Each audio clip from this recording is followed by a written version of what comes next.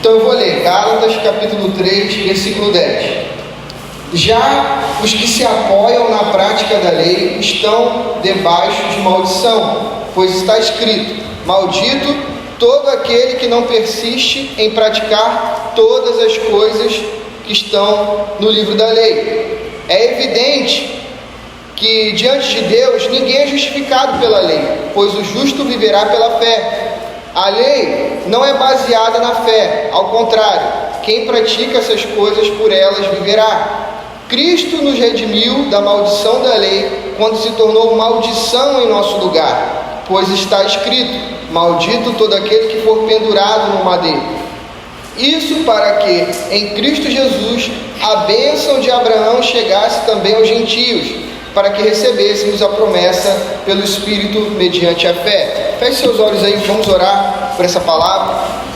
Senhor, nós louvamos o Teu nome, Senhor, por esse momento, por essa noite.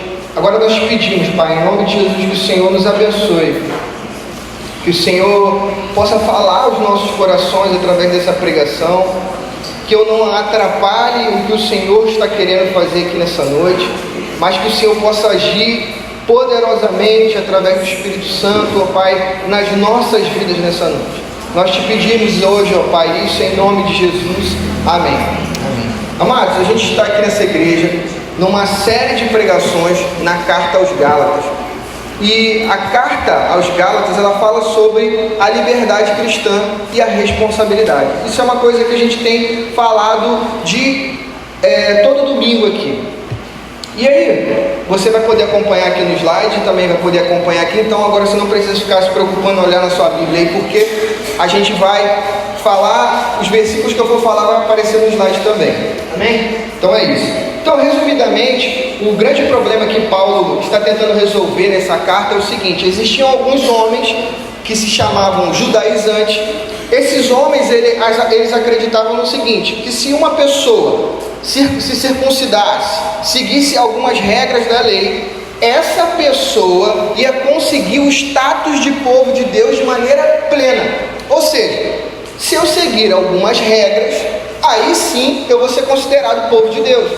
Só que o apóstolo Paulo, ele pregava o evangelho da graça, e ele dizia que não era por meio das regras que eu e você somos efetivados, ou seja, nós ganhamos o status de povo de Deus na nossa vida. Nós ganhamos esse status como? Por meio da fé. Nós cremos em Cristo Jesus, no que Ele fez, e assim nós agora somos considerados povo de Deus. Então, é basicamente esse o problema.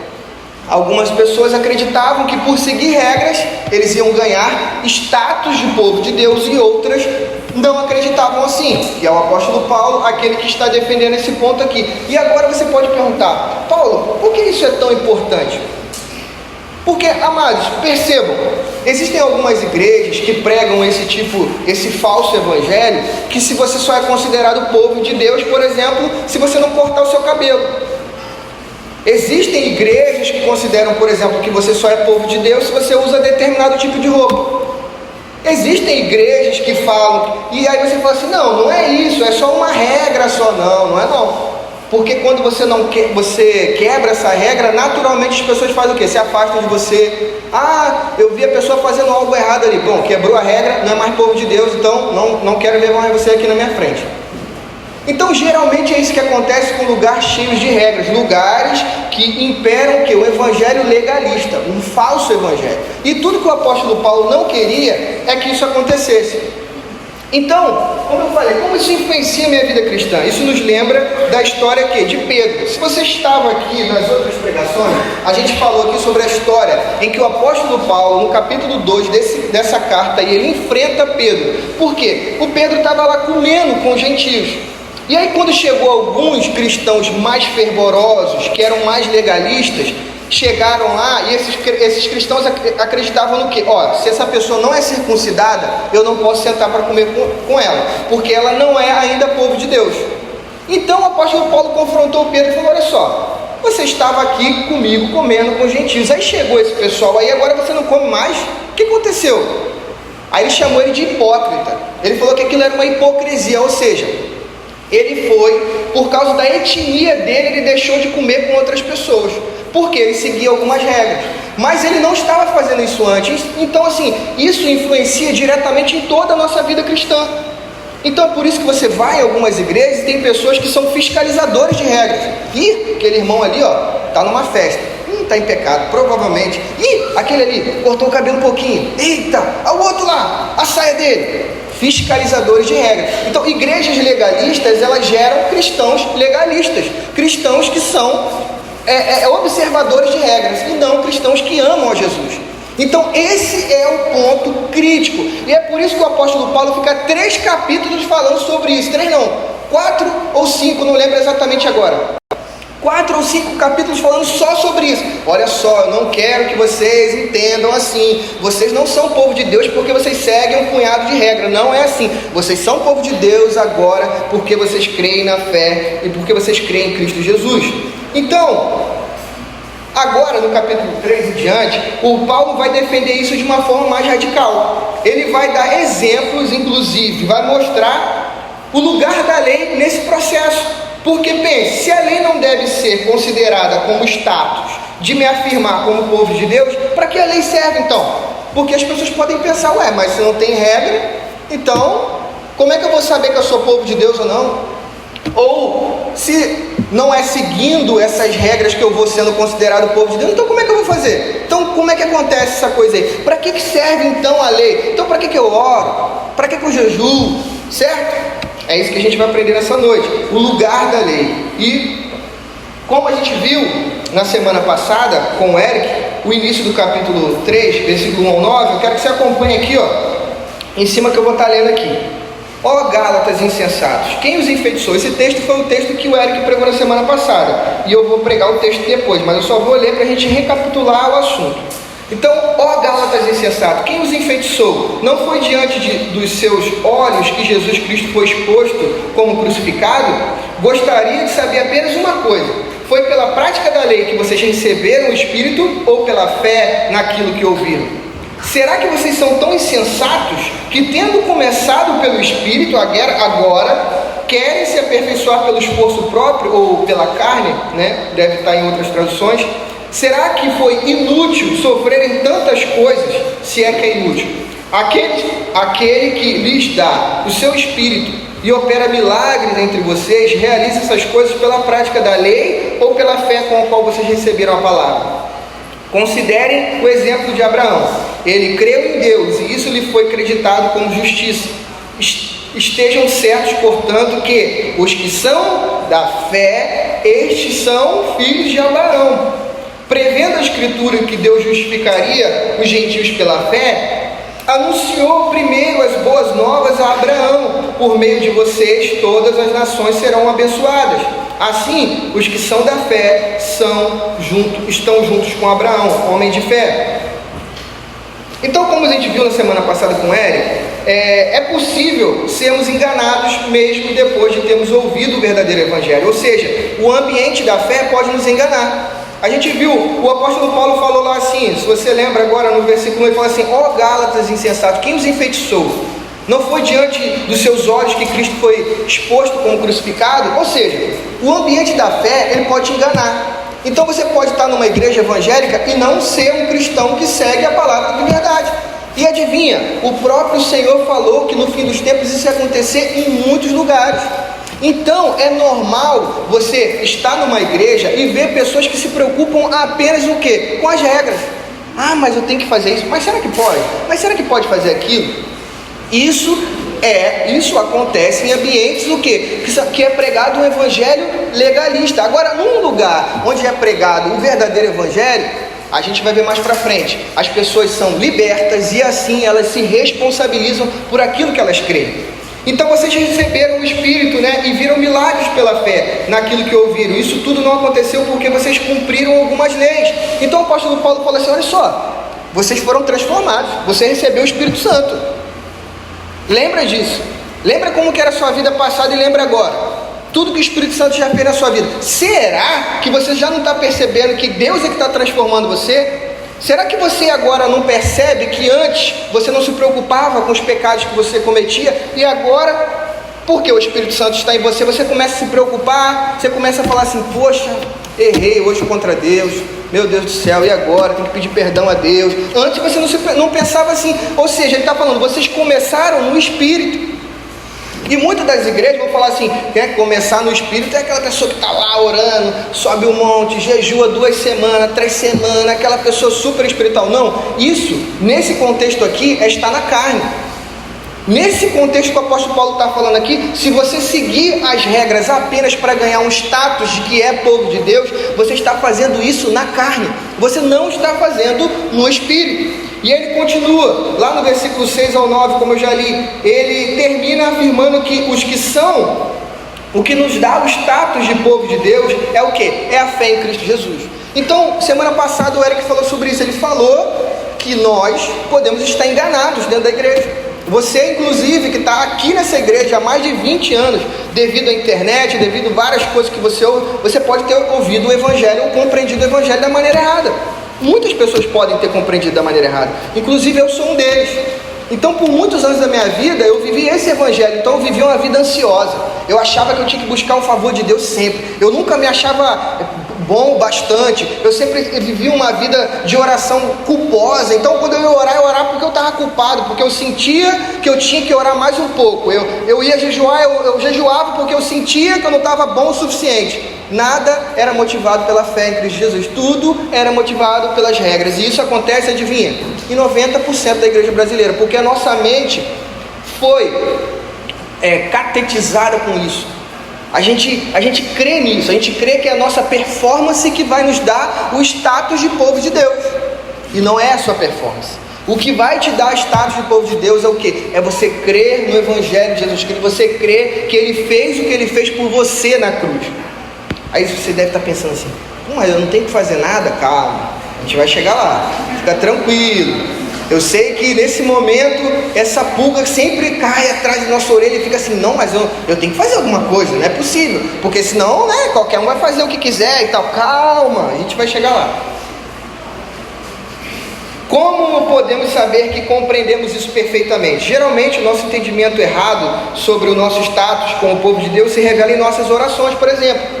Quando você ora por quê? Pensa, você ora porque você está assim, quero falar com o pai. Poxa, essa semana eu não falei com meu pai. Você ora assim? Não. Geralmente você ora por quê? Por medo ou por ansiedade. Você está precisando de alguma coisa. Aí você começa a tratar Deus como se Ele fosse uma pessoa que está lá no céu, pronta a te atender o seu desejo mágico, como se fosse um gênio da lâmpada. Então Deus não é um gênio da lâmpada, Deus é um pai. Ele quer ter uma relação com seus filhos. Então, essa compreensão errada do Evangelho se revela na nossa oração. Quando você fala assim, eu vou fazer uma campanha essa semana, eu vou lá numa igreja tal, porque lá tem uma campanha de 7 dias, que se eu fizer isso ou aquilo outro, Deus vai fazer algo por mim. Irmãos, presta atenção. Presta bastante atenção que eu vou falar para você. A palavra de Deus diz assim, vocês que são maus, sabem dar boas coisas aos seus filhos, quanto mais o vosso Pai que está no céu. Aí, eu te pergunto, se algum filho de vocês fizer alguma coisa errada, ele não come mais essa semana em casa? Você não alimenta mais o seu filho? Aí, beleza, você que é ruim, pecador igual eu, faz isso pelo seu filho. Imagina Deus, irmãos, que é bom. A essência de Deus é ser bom. Isso é o que Ele é. Então Deus não precisa que você tenha uma boa performance durante a semana para Ele atender a sua oração. Entenda isso. Então, muitas das vezes quando a gente vai orar só por ansiedade, só por medo, só porque a gente acha assim, essa semana não fiz muita coisa para Deus.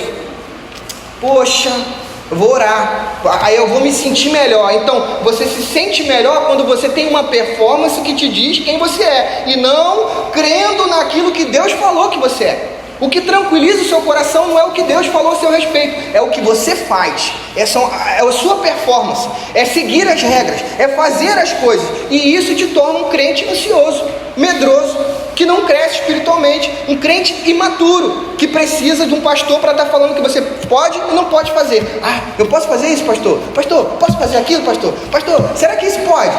Pastor, será que aquilo não pode? Crianças imaturas, por quê? Porque vivem numa vida cheia de regras, tentando adquirir o seu status como povo de Deus. Nunca estão seguros, nunca estão tranquilos, maduros, resolvidos. Eu não estou falando de uma pessoa perfeita, irmão. Estou falando de maturidade. Você sabe, você quando tinha 15 anos de idade, você não faz a mesma coisa com 30 anos de idade. Por exemplo, uma criança vem aqui na frente, corre para lá e para cá. 9 anos, 6 anos, pô, beleza. Agora vai eu ficar aqui correndo para lá e para cá igual um doido aqui. Vai falar, pô, esse cara tá viajando, pô. É o quê? Ele não tem maturidade? Certo? Então, a vida cristã também precisa nos levar a esse grau. Ninguém precisa ficar falando pra gente, Paulo, não corre no púlpito, Paulo. Certo? Porque eu sei o que é certo e errado. Então, a vida cristã, ela quer nos levar a esse ponto. A que eu tenha uma emancipação do céu.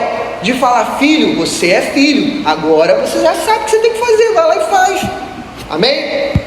Então, agora nós vamos nos concentrar no texto de hoje e nessa pregação de hoje. Nessa pregação você vai aprender qual é o papel da lei e por que cumpri-la não nos confere status de Deus. Então o que você vai aprender? Que cumprir a lei, presta atenção, hein?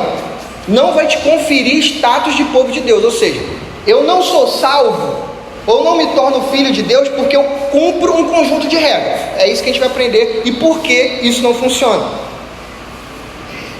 Então, a nossa primeira lição está lá em cima. Quem procura status de povo de Deus através da lei, achará condenação e maldição. Olha aí, ó, versículo 10, está escrito ali. Já os que se apoiam na prática da lei, ou seja, o que ele está querendo dizer aqui? Está falando assim, aquelas pessoas que se apegam na prática da lei, as pessoas que tentam buscar o seu status pelas práticas da lei, é isso que ele está falando. Estão, aí ele bota uma palavra que dá o significado de uma condição.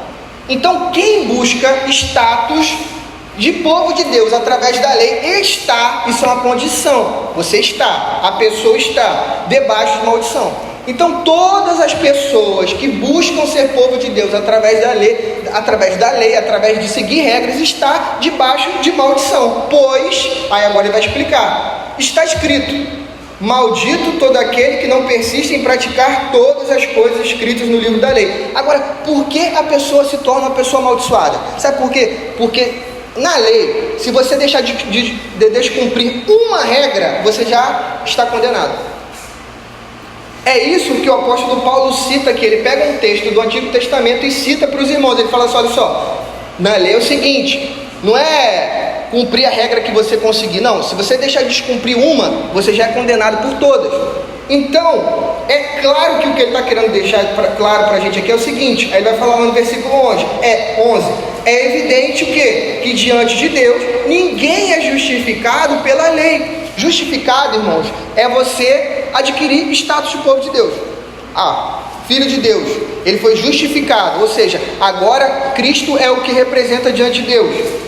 Então, pois, ele vai explicar novamente, por quê? Porque o justo viverá pela fé, pois o justo viverá pela fé. Então ele cita novamente um texto do Antigo Testamento para dar o quê? Para dar segurança, para afirmar que desde o início a salvação foi pela fé.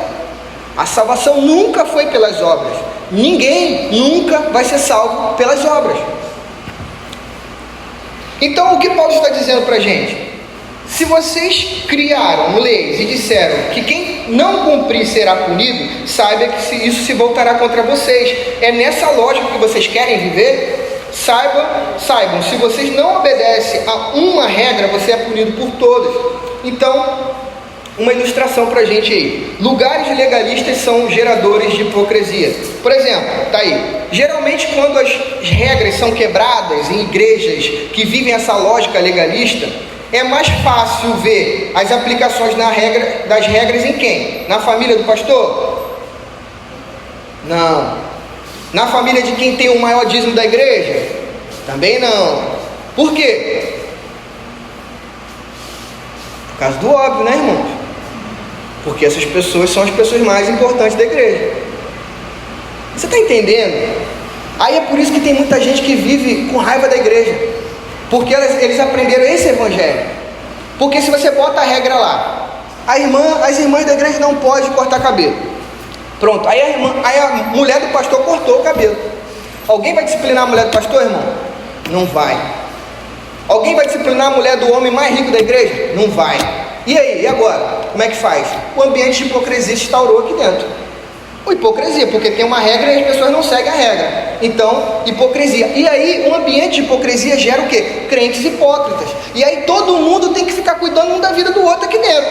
Opa, seguiu? Não seguiu a regra. Seguiu a regra. A irmã ali cortou um pouquinho do cabelo. A outra lá não está com a saia até onde tem que estar. E isso torna a nossa vida uma vida decadente, uma vida doente. Isso gera crentes doentes, crentes opressivos, crentes que são assediados por pastores espiritualmente. E isso faz mal para a nossa vida, porque isso vai parar dentro da nossa casa. E aí, qualquer coisa que acontece dentro de casa, a gente acha: não, isso aí é porque a minha esposa não está indo para a igreja. Não, isso aí é porque o meu esposo não vai para a igreja. Ué, mas você não é um povo de Deus? O quê? Quer dizer então que você vai ser mais santo se o seu marido for para a igreja? Ou você vai ser menos santa porque o seu marido não vai para a igreja? Você é. Isso já é uma realidade sobre a sua vida. Entenda. O que você faz não vai te conferir status de povo de Deus.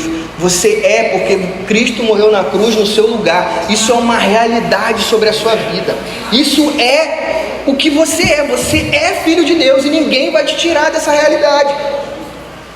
Então todo lugar que se coloca um monte de regras e leis a se cumprir gera o que? Hipocrisia. Porque essa lei nunca é aplicada para todo mundo. Nunca é aplicado para todo mundo. Como eu falei, geralmente pega mais para as mulheres, né? O homem, só se for de terno e gravata, já está de boa. Mas aqui, Capitão Poço, ficando de terno e gravata, irmãos, loucura, tá? Quem consegue fazer isso aí é um santo.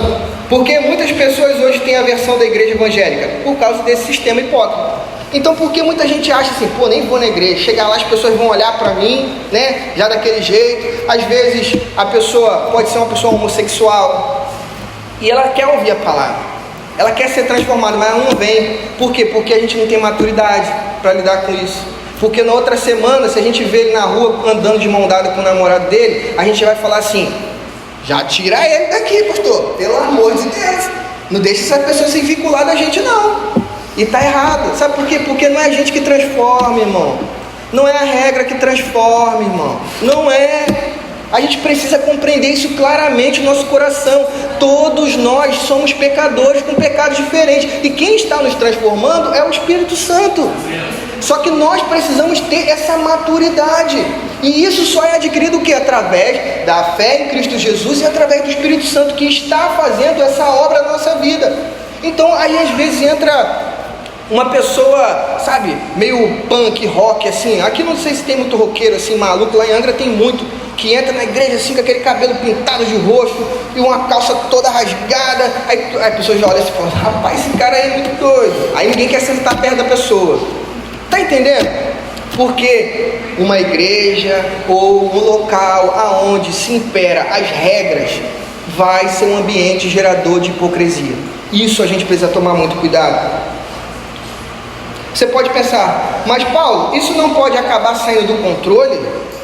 Amados, o que sai do controle são ambientes cheios de regras, porque isso não tem fim. Perceba na tradição judaica.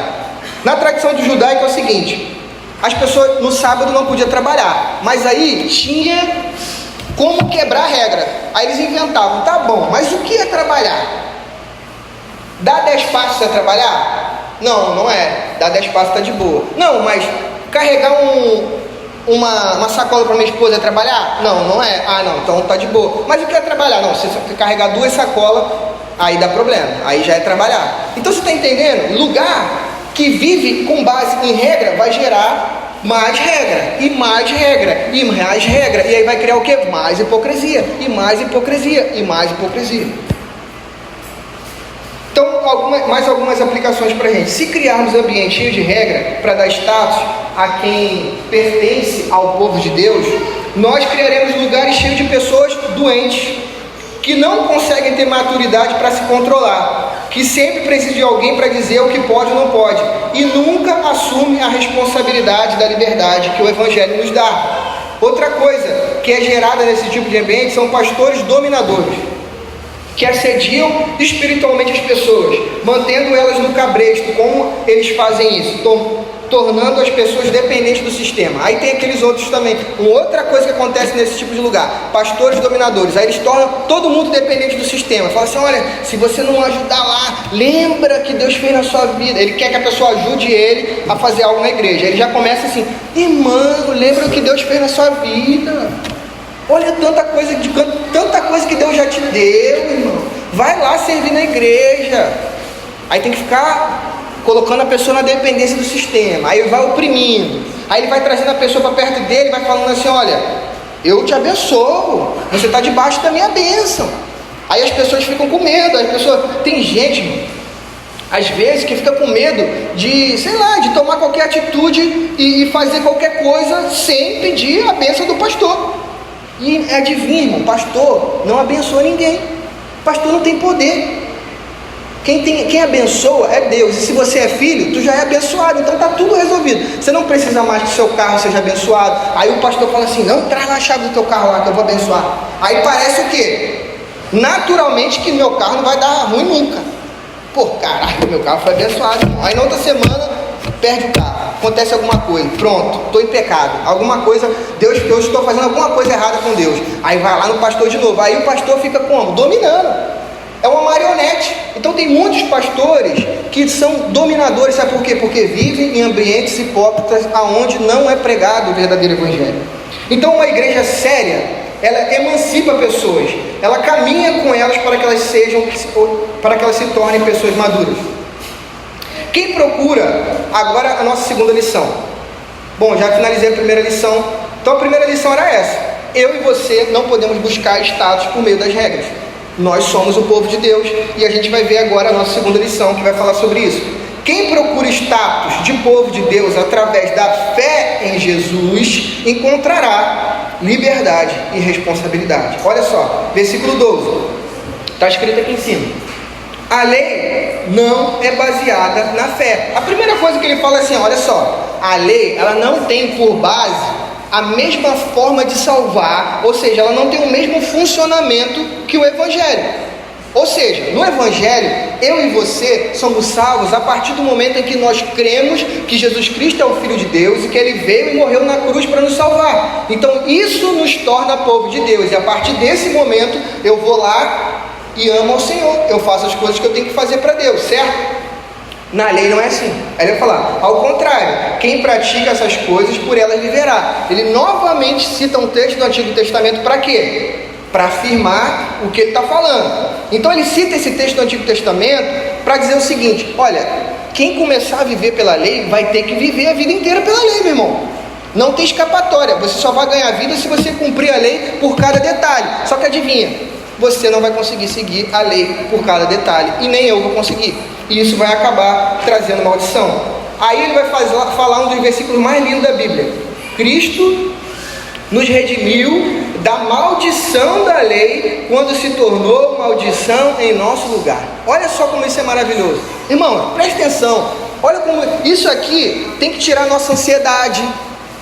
Sabe, porque assim, irmão, se Deus enviou o Filho dele para assumir sobre ele essa prerrogativa de se tornar um maldito no seu lugar, que é uma pessoa pecadora igual eu, falha igual eu, isso não pode tirar, isso não deveria tirar a nossa ansiedade, por exemplo, sobre o dia de amanhã.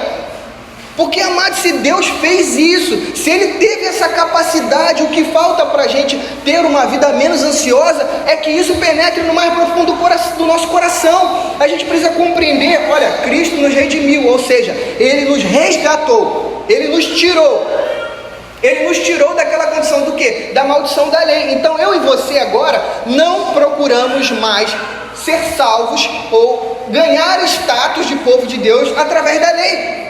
Ele nos resgatou dessa condição, Ele nos tirou dessa condição. Para quê? Quando Ele fez isso? Quando Ele se tornou maldição em nosso lugar.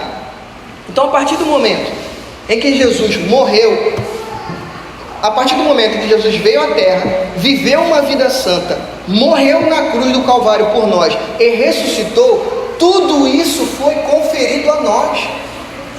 Então a vida santa que você tinha que viver para Deus te amar, para Deus, né, tratar você como um bom filho, Jesus viveu. Então agora, Jesus, o Pai, quando Ele olha para você, Ele pode dizer assim, ó, você é um filho amado, mas não porque você é bom, porque todos os méritos de Cristo foram imputados a você. Então entenda, se você tem uma prova muito difícil para fazer, se você tem alguma tarefa muito complicada para fazer, ou se você tem um problema muito grande para resolver, entenda, irmão, se Deus fez isso, Ele está nessa provação com você.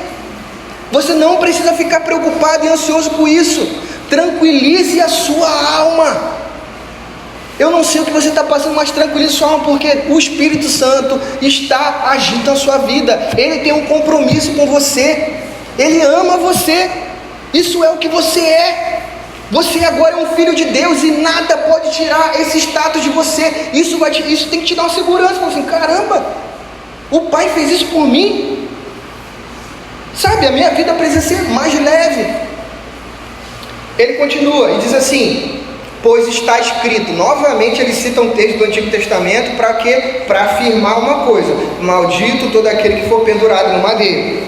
Agora, para que ele fez isso? Isso para que em Cristo Jesus a bênção de Abraão chegasse também aos gentios. Então agora quem é povo de Deus? Todos aqueles que têm fé em Cristo Jesus. Esses são o povo de Deus. Para quê? Aí ele vai falar de novo. Para que recebêssemos a promessa do Espírito mediante a fé.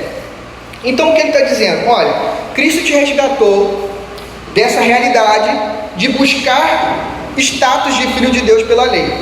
Ele te tirou da realidade de vida pela lei. Como ele fez isso? Ele tornou-se maldição em seu lugar. Na cruz ele tomou sobre si os nossos pecados. E por isso, na cruz, foi a primeira vez que Jesus disse: Deus meu, por que me desamparaste? Por que Jesus disse isso, irmãos?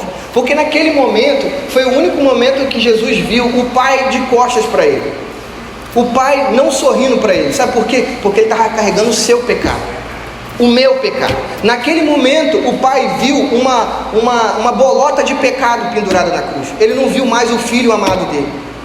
Ele castigou o Filho dele para que eu e você fôssemos agora filhos de Deus. Agora você está entendendo? Eu não quero adiantar isso, mas você está entendendo que não precisa eu falar para você o que você tem que fazer?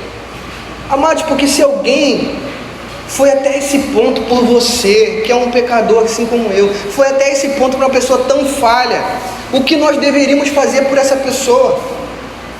Amar, servir.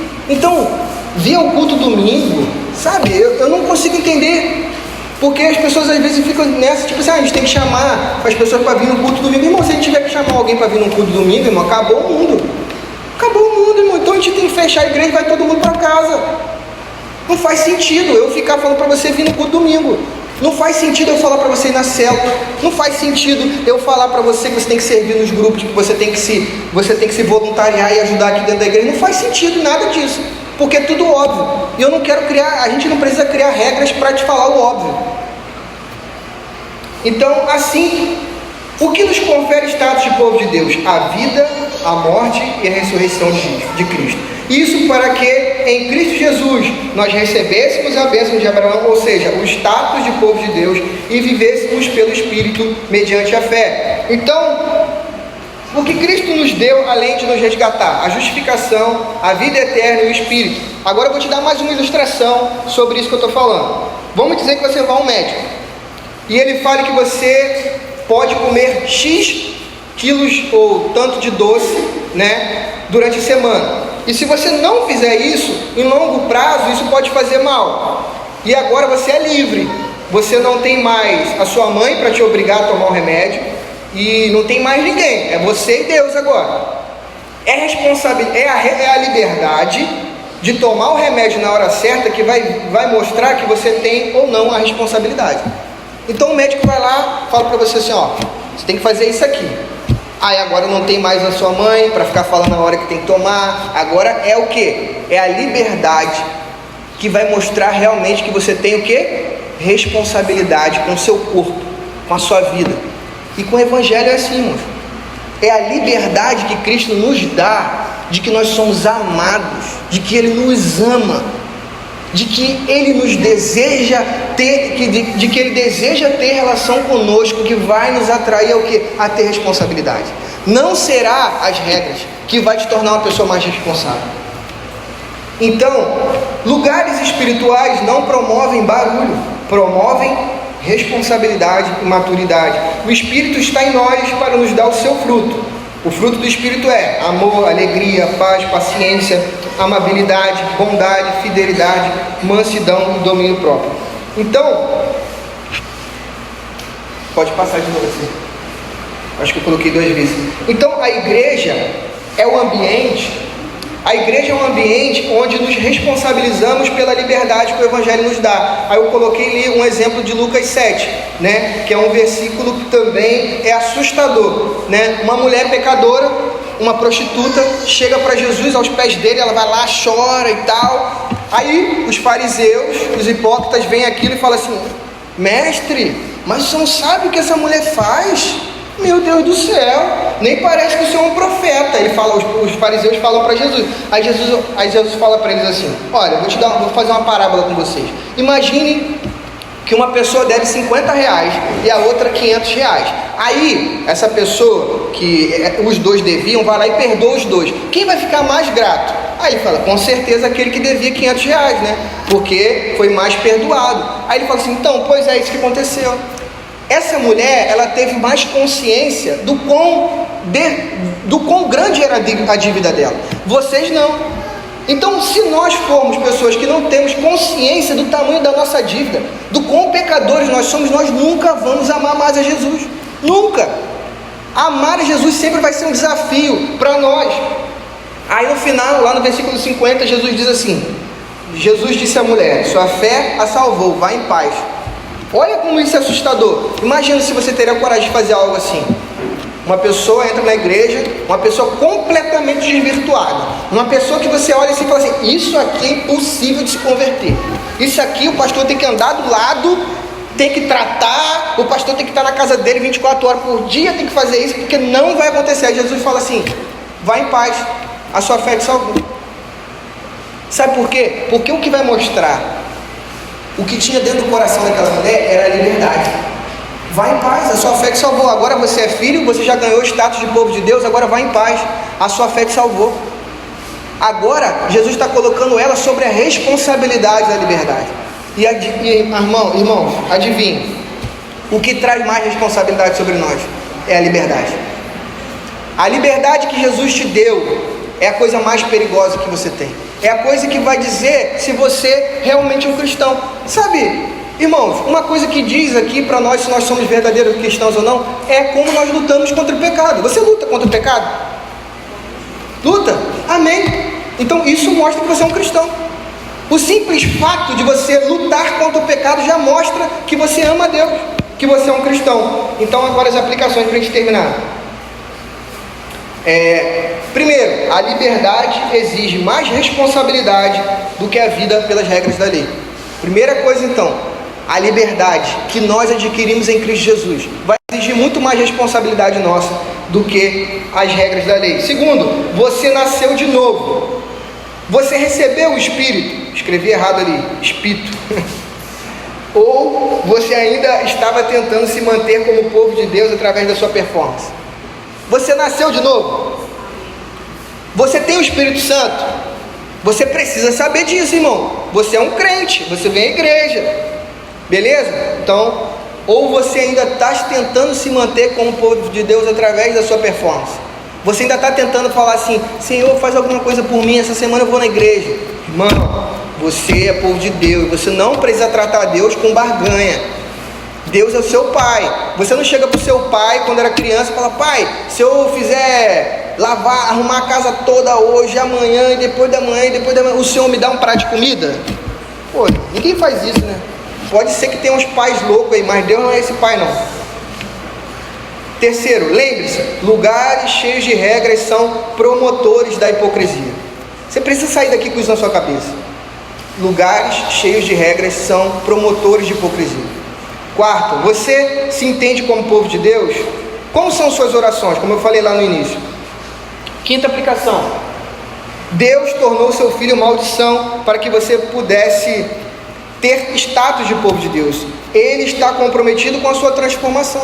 Ele está, irmãos, entenda isso. Deus está comprometido em te transformar, em transformar o seu marido, em transformar a sua esposa, em transformar o Paulo, em transformar a Carol, em transformar todo mundo. Então não ache que você tem mais poder que Deus para transformar, por favor, irmão.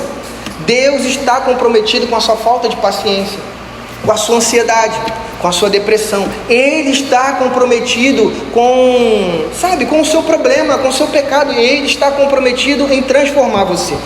Segundo, Ele está comprometido com a sua vida, porque agora você é família de Deus. Irmãos, eu até falei isso lá na célula passada, na casa da Nilzinha, certo? Eu falei isso lá. A gente estava falando lá sobre um outro assunto, mas acabou que eu falei um pouco sobre isso. Agora imagina, se eu chegasse para você e falasse assim, tem que pegar o nome de uma família bem, que não pode ser daqui, né? Agora eu não posso falar do jeito que eu vamos pegar assim, família Gates, beleza? Bill Gates. Aí vamos dizer que você fosse da família do Bill Gates. Aí falar assim, olha, aquele cara ali é da família do Bill Gates, irmão. Caraca, cara bilionário, rico. Como que a pessoa vai se sentir? Importante, segura, emprego, alto nível, passeando de lanche final de semana, top, maravilhoso. Aí a pessoa fala assim, você é da família de Deus. Aí a pessoa se sente medíocre, medroso, ansioso, pobre, nu, parece que só vive numa vida medonha, desgraçada, que não tem nada na vida. Está entendendo como não faz sentido? O que Deus está nos propondo é que você é filho dele. Então assuma isso para a sua vida. Você é isso. Aí você fala assim, Paulo, mas eu passo por problema. Irmão, todo mundo passa por problema. Esse é o mundo depois do pecado. Isso vai acontecer. Sexta aplicação. O papel da lei é primeiramente me mostrar que eu sou o pecador. Sétimo, a lei não serve para me dar status de povo de Deus. Exemplo, como eu falei antes, cortar o cabelo. Oitava aplicação. A lei então é má? É esse ponto que eu queria chegar. De jeito nenhum. A lei não nos confere status de povo de Deus. Mas porque eu sou o povo de Deus, eu amo a lei e eu amo o Senhor. Então, voltando à lei lá. Então, eu não sigo as regras para ser salvo ou para ganhar status de Deus. O que Deus me propôs a fazer, orar, jejuar, amar as pessoas, servir a igreja, eu faço por quê? Porque Deus me ama, porque eu sou da família dele. Então agora eu faço o que meu pai faz, é simples. Eu não faço as coisas para ganhar alguma coisa. Ninguém precisa me ficar falando para mim, Paulo Júnior, você tem que fazer isso, você tem que fazer aquilo. Olha, mas aquilo lá, você não está bem naquilo. Irmão, eu sei, eu sou filho de Deus.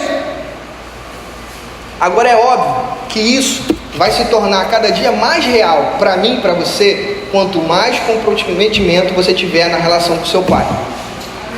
Quanto mais responsabilidade você tiver no relacionamento que você tem com seu pai. Então, você precisa ter um relacionamento com seu pai, assim como você tem com seu pai aqui, nesse mundo, você precisa ter um relacionamento com seu pai eterno. Um relacionamento de amor, de conversa. Não um relacionamento assim, eu preciso do meu pai agora e ele vai vir aqui, o Bill Gates vai resolver meus problemas. Não. Você precisa ter uma relação com seu pai para você sentir o quê? Um crente seguro. Porque, amados, pense, os discípulos estavam com Jesus há muito tempo, Jesus já tinha multiplicado pão, já tinha feito um monte de coisa. Aí eles foram para o meio do mar, um mar aberto, um rio lá aberto, lá que deságua no mar lá, Aí bateu aquela chuva, Jesus estava deitado lá na polpa do barco, deitado, dormindo. Aí eles chegaram para Jesus e falaram assim, o senhor não se importa que a gente morra? Olha só a pergunta, de quem ainda não entendeu que é filho de Deus. O senhor não se importa com o que está acontecendo na minha vida? O senhor não se importa com isso, com aquilo outro que está vindo contra mim? Você não se importa, Deus, com o que está acontecendo contra a minha vida? E Deus está falando, aí Deus para e fala assim, homens de pequena fé. Aí ele vai, cessa o vento, fala para a chuva parar, fala para o mar parar, e aí tudo fica calmo. Só que o que Jesus fala é, vocês são homens de pequena fé. E não é porque eles tinham uma fé, como eu posso dizer assim, num grau pequeno, porque ele falou que se a sua fé fosse como um grão de mostarda, você poderia mover montanhas. Então o que ele está querendo dizer é o seguinte, a sua fé em mim é pequena, a confiança que você tem em mim é pequena, O quanto você crê que o seu pai ainda é pequeno. Então isso só vai crescer em nós. O nosso status de povo de Deus, essa confiança só vai crescer à medida que você tiver uma relação melhor com Deus, um tempo maior de adoração com seu pai, sabe? Não menospreze, irmãos, o tempo.